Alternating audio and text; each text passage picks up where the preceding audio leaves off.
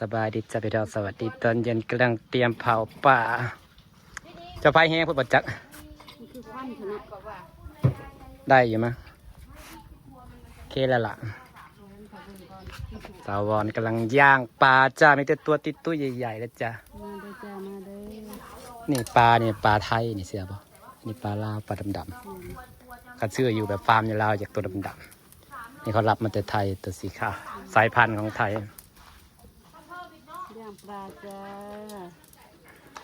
วันนี้เราจะมีงานจากFCมาเยี่ยมนะจ๊ะมาจากสวีเดนมาบินมาเพิ่นก็มาหาเฮาก่อนจากสิลงบ้านเพิ่นอยู่สุราษฎร์เพิ่นลงดอนเมืองแล้วก็ต่อดอนเมืองมานี่เด้ป้าวกำลังเริ่มสุกแล้วนี่ตัวสวยๆ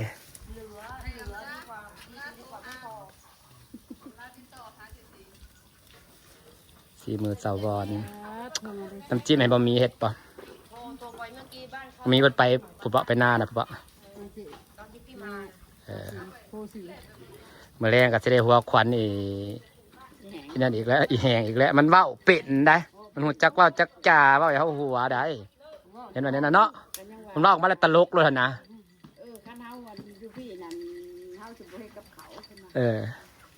มันนักมีแนวเว้าเขาหัวดอกอีแหงมันมีคำเว้า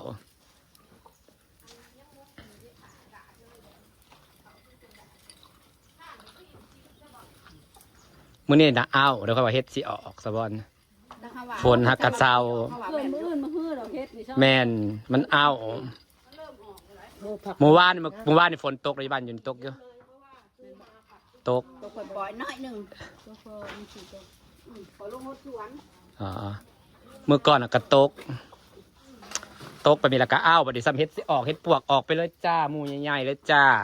เนาะแม่นเฮ็ดปวกไอ้แหละพวกเขาดอนี่ให้ได้หาได้ทอดติ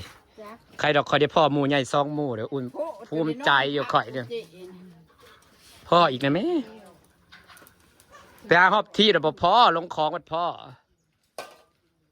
เฮ็ดหมูใหญ่ซองหมูน่ะพ่อโดยบังเอิญได้มันไปหาหอบโคกแล้วบ่ได้พ่อย่างลงคลองเลยพ่อเขาลงไปไล่มองเลยซองบ่เนี่ยอยู่แคมทางอ่ะดิอยู่กับโต๊ะทางเลยเก็บไปนำรถกับเจ้าขี่ผ่านน้ำยาเขาเพ้นกับสิตายบรรยากาศเตรียมงานจ้ะมาลาไปอาบน้ำ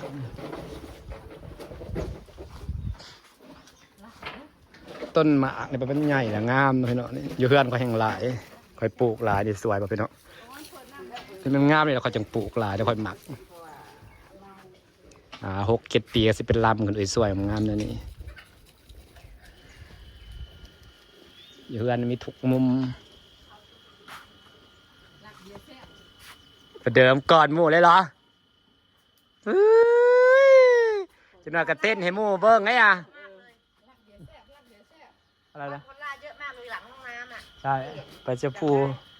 มักกินได้ปลูกไว้มักกินตั้งพี่นายกไปได้สดชื่น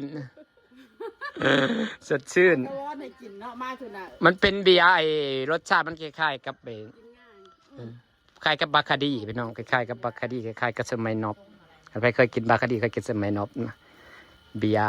สูตรใหม่ของเราคิ้วข่อยแบบว่า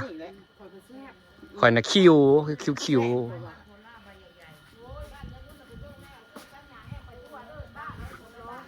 ป่าเผาเรากำลัง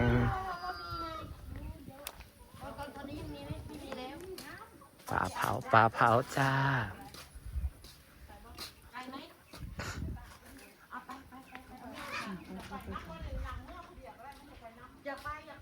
เราอยากไปเบิ้งเราอยากไปเบิ้งเนาะเห็นแต่ในคลิปกับภาพไปเบิ้งแต่ว่าไปเราอยากไปแล้วก็อุตส่าห์มากก็อยากมาเห็นนั่นแหละเนาะเขาเบิ้งในคลิปผันเด้เขาอยากเห็นนะเด้เบิ้งในคลิปเอฟซีเพิ่นติดตามเรียนรอได้ก็อยากเห็นนั่นอยากเห็นนี่จริงแท้แน่นอนบอกให้ตัวไปเลาะให้เห็นตัวอย่างความอยากมาก็ต้องอยากเห็นนั่นแหละคนเท่านะเวลาหมักหักหมักกระดาษหมักน้ำธรรมชาติแม่ครัวพะเนกแม่ครัวหักแม่ครัวเสือแดงนะสิเมาเลยนะคะมดปองหนึ่งแล้วมดปองหนึ่งเลยค ข่อยแต่กินแล้วข่อยนอนม่วนเบียร์นี่นะข่อยจนบ่กิน คน กินมื้อเขาเบาไอ้น้อยมานะนอนค่ำมื้อค่ำคืนก็นอนม่วนเลยบ่กินเลยเบียร์นี่นะกับคิวๆข่อยว่าเกลียกันได้นอนนะก็เฮาเฮ็ดเวียกหลายเด้ซุมื้อนี่กินเหล้ากินเบียร์บ่ค่อยปานใดแล้วข่อยกิน2-3จอกก็แบบอยากเพลียแบบเฮาเฮ็ดเวียกหลายแล้วเฮาบ่กินแล้วมันแบบคันได้นี่แหละอยากแบบป่วยลุกเลยนอนแบบ เดี๋ยวนี้แล้วก็กินได้ตะกี้คนกินบ่ได้กินแล้วพุ่งแพ้ขึ้นโลด กินได้อยากนอนข่อยน่ะบอกแบบว่าเฮาเฮ็ดเวียกหลายเฮาบ่กินนี่มันแบบ แต่ก่อนอยู่โอ้เดี๋ยวนี้เฮาบ่อยากกิน กินนางกินชื่อ เฮ็ดเวียกหลายเปิดเลยสะพอนบัดนี้ถ้าออกมาพุ่นแล้ว เบิดปองหนึ่งบัดเบิดปองหนึ่งแล้วก็เริ่มถามหาเพลงเลยได้บัดนี้ดาเบิดปองหนึ่งเลยถามหาเพลงเลยพี่น้องบ่ได้เจ้าภาพเพิ่นยังไปย่างรอให้เจ้าภาพเพิ่นมาก่อนเจ้าภาพจะไปย่างรออยู่เพิ่นว่ากินเต็มที่มื้อนี้เห็นป่ะย่านหยังก็ย่านแต่บ่พอ เมื่อเอาอันพักอันนั้นกับอรุณอยู่ว่า เมื่อบ้านในบ่บ่อยากมื้อนั้นเมื่อบ้านในพู้น นั่นก็อยากเมื่อน้ำก็เมื่อน้ำกัน เพราะนั้นเราอยากมาหล่ออยู่แล้วเนาะเมื่อกี้พอเราไปซื้อของเราเห็นแล้วก็ใส่เราว่าอยากเห็นแบบนี้แบบว่าก็บ้านเขาก็แตกต่างกันเนาะบ้านเขามันกับพัฒนาไปกว่าเฮาหลายอันเด้ฮะบัดยังเห็ดนายังแบบเดิมๆอยู่อันเด้แต่ว่าเห็ดกันเป็นบ้านเขาเปรียบเทียบกันกับ40 ปีหลังบ้านเขาแบบยังเห็ดนาบ้านเขาบ่มีดอกแสดงเห็นดำนาดอกนาดำบ่เห็นดอกเห็นคนดำนานี่ยากเห็นวิวคนมาดำนาคือเฮานี่ยากเพราะเขาเห็ดสมัยใหม่เขาเห็ดแบบนาแบบสมัยใหม่เป็นอะไรแบบปั่นแล้วก็รถดำรถอย่างรถบ้านเขาแบบเราอยากหล่อเห็นยังกะกรีดมันหน้าดำวิวมันต่างกับหน้าหวานเด้อหน้าหวานมันเขาเป็นคันแท่หญ้าใหญ่มันก็นี้ไปก็เห็นแบบเป็นคนละแบบวิวอันเด้มามันยังเป็นคันแท่หน้าคือดั้งเดิมมันนะมันยังได้ย่างหล่อยังเป็นวิวเก่าสมัยก่อนอยู่อันเด้ดั้งเดิมยังมีแต่การทำหน้าอะไรอยู่แล้วพี่น้องปัดถนนยังถนนดินแดงอีกกะ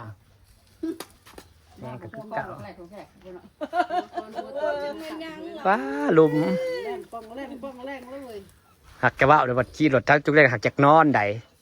เห็นว่ากุ๊กจุกจุกจุกอะไรอยากกลับไปได้ขึ้นรถอะไรขึ้นมันกล่อมนี่โยกอยากกลับกูว่านี่อีแห่งดีขึ้นรถนะคันกอกแกกมันรับรถอยากกลับ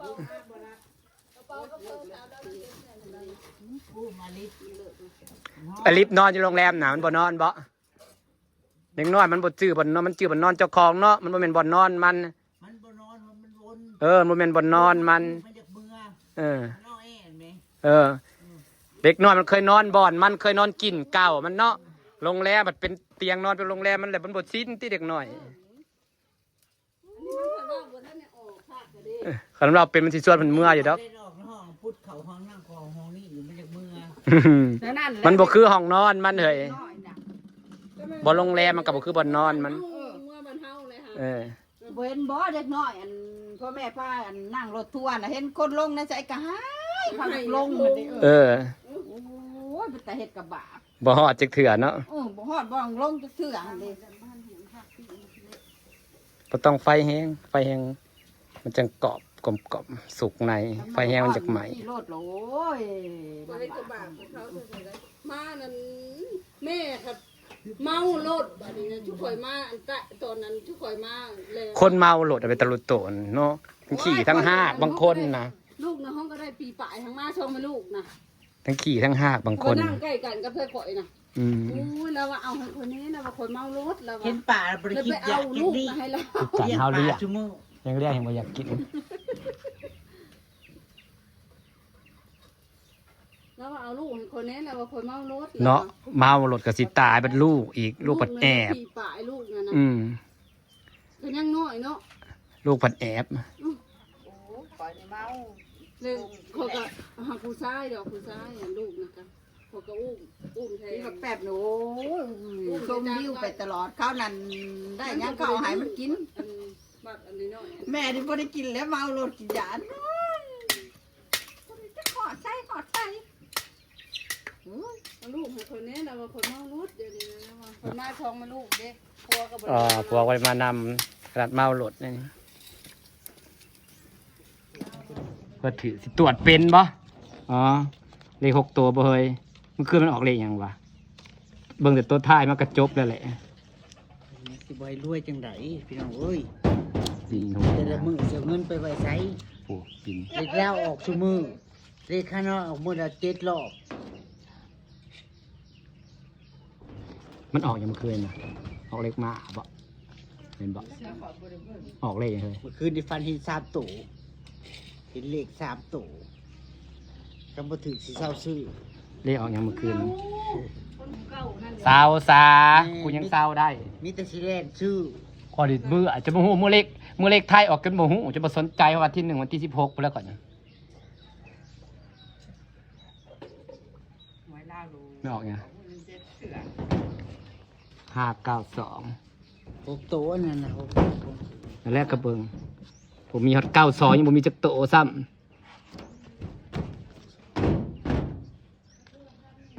เป็นเลขนะเอาเลข2ตัวเลข3ตัวเลข4ตัว บริไก่จักโต 97 เลขนอแตกบักหาต้มบักเข่งช่วยมาขายเลขให้กูบักพี่ปอบ ผมได้โทษคนขายเลขก็ได้ แต่หล่นกูซื้อตั้งแต่น้ำขึ้นโคกเลขป่าก็ซื้อเลขเต้าก็ซื้อป่าน้อยป่าใหญ่เลขเอียนเลขหอยเลขปูเลขกุ้งอยู่โคกกูก็ซื้อ เป้าแล้วล่ะกะ3-4 บินในเลขไปเท่าไรทู่นะ เลข 2ตัวท้ายมันก็บ่ถือ เลขแล้ว 3ใบ เล นี่ ข นะ ลิน 2ตัวท้ายมันก็บ่ถือ เลข ตัวเดียวตัวท้ายน่ะก็บ่ถือ เลขสิงกระ 3-4 ชื่อ บินน่ะ อยู่เรื่องโคกกระ แล้วมัน ชื่ ออกเลขยังไงออกเลขม้าแบบนี้ เลขมากก็เลขนาคเลขนาคมึงมามึงซื้อตัวล่างมันออกเลขนาคว่าแมนตีว่าแมนเลข909เลขไงวะ มัน กระเบื้อ เลขถ่ายมีบัวนี่ ถ่ายมันยังบ่ถือเอ้ยเราสิฝากนะครับว่าสัปดาห์นักตรวจเลขก่อนจะเลขถ่ายก็ยังบ่ถือ